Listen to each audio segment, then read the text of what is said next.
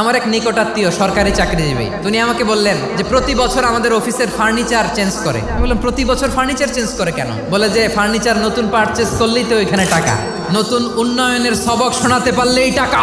প্রথম আলোর রিপোর্ট, গত 15 বছরে উন্নয়নের নামে লুটপাট হয়েছে প্রায় 3.25 লাখ কোটি টাকা।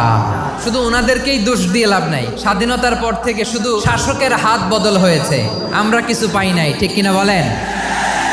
একদল খাইছে, আরেক দল খাওয়ার জন্য রেডি হয়ে আছে। আমরা এরকম চাই না। আমরা চাই স্বাধীন সার্বভৌম বাংলাদেশ, আমরা চাই দুর্নীতিমুক্ত বাংলাদেশ।